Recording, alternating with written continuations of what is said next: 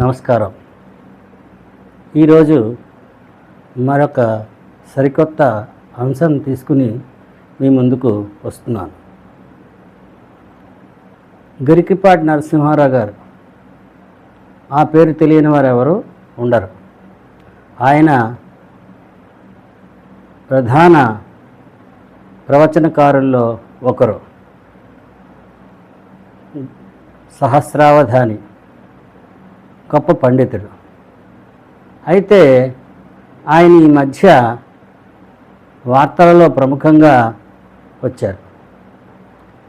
ఆయన ప్రభుత్వాలు నిర్వహించే మధ్యాహ్న భోజన పథకం మీద కొన్ని వివాదాస్పద వ్యాఖ్యలు చేసి ప్రజలందరి ఆగ్రహానికి గురయ్యారు. పరాభవనామ సంవత్సరం మొదట్లోనే ఆయన పరాభవం చెందారు. అయితే అసలు ఏం జరిగింది, ఆయన చేసిన వ్యాఖ్యలు ఏమిటి, ఆయన అదే ఉద్దేశంతో చేశారా లేకపోతే వేరే ఉద్దేశంతో చేయబడిందా? వివిధ సమాచారాల ప్రకారం ఆయన చేసిన వ్యాఖ్యలు ఇలా ఉన్నాయి. మొదటిది, పేద పిల్లలు పాఠశాలకి భోజనం కోసమే వస్తున్నారు. 2, పిల్లలు తమ తమ భోజనాల్ని ఇంటి వద్ద నుంచే తెచ్చుకోవాలి. 3,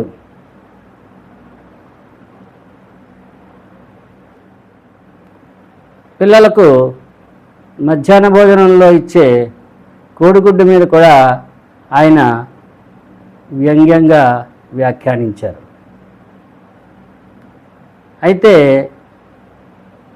ఈ వ్యాఖ్యల వెనక ఉద్దేశం వేరేగా ఉన్నా ఇది తల్లిదండ్రుల్ని, ప్రజల్ని చాలా బాధకు గురి చేసింది. దాంతో సోషల్ మీడియాలో నెటిజన్లందరూ కూడా ఆయన్ని దుమ్మెత్తిపోశారు. చూద్దాం, ఒక్కొక్క వ్యాఖ్య చూద్దాం. మొదటిది,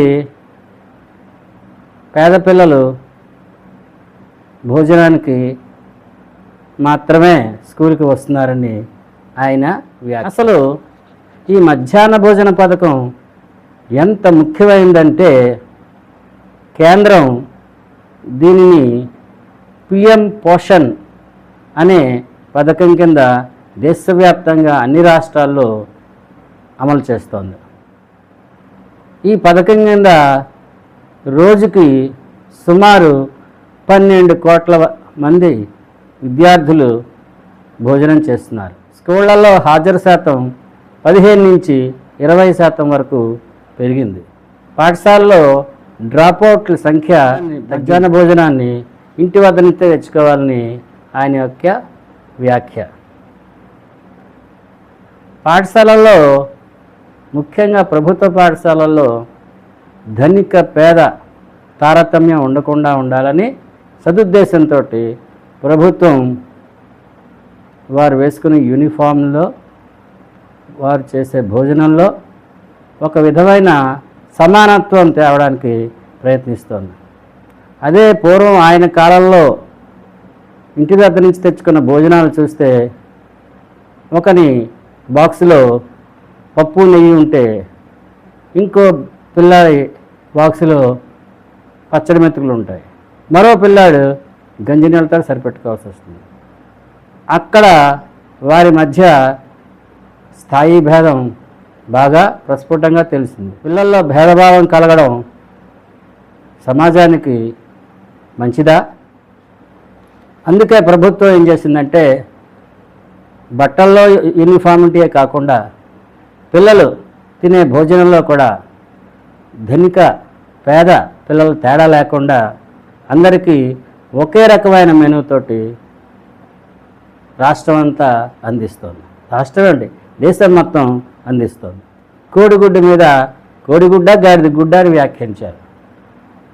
అయితే పిల్లలందరూ కూడా ధనవంతులు ఉండరు. రోజు కూలికి వెళ్ళే పిల్లలు తల్లిదండ్రులు ఉన్న పిల్లలు కూడా ఉంటారు. మరి వారికి భోజనం వండి క్యారేజీ కట్టి స్కూల్కి పంపించే తీరిక తల్లిదండ్రులకు ఉండకపోవచ్చు. ఎందుకంటే వాళ్ళు కూడా పొద్దున్నే లేచి సర్దుకుని పనికి వెళ్ళాల్సి వస్తుంది. ఒకవేళ ఉన్న అందరి ఆర్థిక స్తోమత ఒకే రకంగా ఉండదు.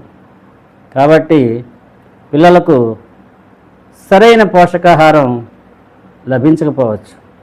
అందువల్ల ప్రభుత్వం ఏం చేసిందంటే కోడిగుడ్డు ఇవ్వడం ద్వారా పిల్లల్లో ఉండే పౌష్టికాహార లోపాన్ని కొంతైనా తగ్గించవచ్చని ప్రభుత్వం మధ్యాహ్న భోజన పథకంలో కోడిగుడ్డు ప్రవేశపెట్టింది. అదే కాకుండా వేరుశనగ చెక్కీలు ఇలాంటి ప్రోటీన్స్ ఉండే పదార్థాలను కూడా పిల్లలకి అందిస్తుంది. వద్దనుకున్న వాళ్ళు దాన్ని వదిలేయచ్చు. ఇక్కడ ఆయన గమనించాల్సింది ఏంటంటే మధ్యాహ్న భోజన పథకం ప్రభుత్వం పేద పిల్లలకు వేసే భిక్ష కాదు, ఫ్రీ ఫుడ్ అసలే కాదు. ఇది విద్య ప్లస్ పోషణ. ఆ వయసులో చదువుకునే వయసులో పిల్లలకి విద్య పోషణ రెండూ కూడా అత్యవసరమని భావించే ప్రభుత్వం ఈ మధ్యాహ్న భోజన పథకాన్ని పౌష్టికాహారలతో కలిపి పిల్లలకి అందిస్తోంది. ఈ వ్యాఖ్యల వెనుక ఆయనకి వేరే ఉద్దేశం ఉండొచ్చు.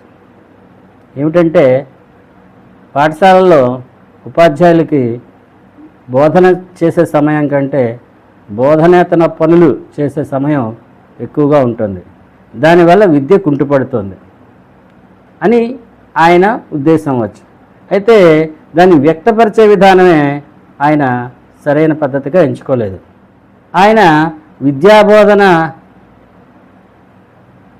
లోపాలను హైలైట్ చేస్తూ కూడా చెప్తే బాగుండేది. ఆయన చెప్పింది మిస్ఫైర్ అయింది. ఆయన చెప్పిన దానికి ఉద్దేశం ఏదైనా రియాక్షన్ మట్టుకు వ్యతిరేకంగా వచ్చింది. ఉదాహరణకి ఎవరైనా ఒకరిని మీ నాన్నగారు ఉన్నారా అనడానికి మీ అమ్మమ్మ కూడా ఉన్నాడా అనడానికి తేడా ఉంది కదా, అది ఆయన గమనించాలి కదా. అలాగే ఆఖరిగా విద్యార్థుల్ని శోభనం పెళ్లి కొడుకులతో పోల్చారు. అది ఎంత వ్యంగ్యం. ఆయన పుట్టి పెరిగిన గోదావరి జిల్లాల్లో ఆ వ్యంగ్యం సాధారణం కావచ్చు, కానీ ఆయన గోదావరి జిల్లా వ్యక్తి కాదు, ఆంధ్రులకు అందరికీ సొంతమైన వ్యక్తి. అంతేకాదు భారతదేశానికి మొత్తంలో లబ్ధ ప్రతిష్ఠుడు. ఇంకా చెప్పాలంటే ప్రపంచవ్యాప్తంగా తెలుసున్న వ్యక్తుల్లో ఒకడు. కాబట్టి ఆయన ఇలాంటి సున్నితమైన అంశాల మీద స్పందించేటప్పుడు అందిస్తే బాగుండేది. ఆయన ఉద్దేశం విద్యపై ఫోకస్ తగ్గుతోంది, అంటే దృష్టి తగ్గుతోంది. నిజంగా చర్చించాల్సిన విషయమే. ఆయన చేసిన వ్యాఖ్య అది వేరే విధంగా ప్రజలకి రాష్ట్రంలోని విద్యాభివృద్ధి పట్ల ఆయనకు నిజంగా శ్రద్ధ ఉంటే ఒక్కసారి అన్ని పాఠశాలలు సందర్శించి అందులో ఉండే లోటుపాట్లను నిర్మాణాత్మకమైన సూచనలు అందిస్తే ఆయన ప్రతిష్ట పెరిగేది, ప్రజల్లో ఆయన గౌరవభావం ఇంకా ఎక్కువయ్యేది. ఇకపైన ముఖ్యంగా ప్రభుత్వం ప్రతిష్టాత్మకంగా అమలు చేస్తున్న పథకాల మీద వ్యాఖ్యలు చేసేటప్పుడు కొద్దిగా ఆచితూచి మాట్లాడితే బాగుంటుందని ఆయన అభిమానిగా నా యొక్క విన్నపం. ఇట్లు మీ